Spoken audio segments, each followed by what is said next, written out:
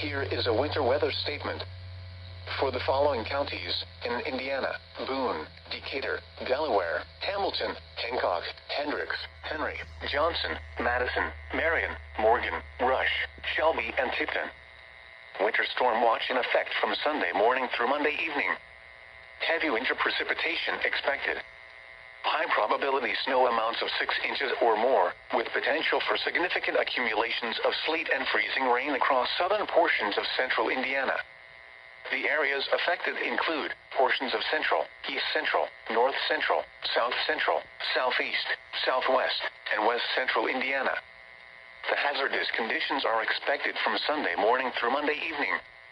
The following impacts are expected: roads, and especially bridges and overpasses, will likely become slick and hazardous. The strong winds and weight of snow on tree limbs may down power lines and could cause sporadic power outages. Monitor the latest forecast for updates on this situation.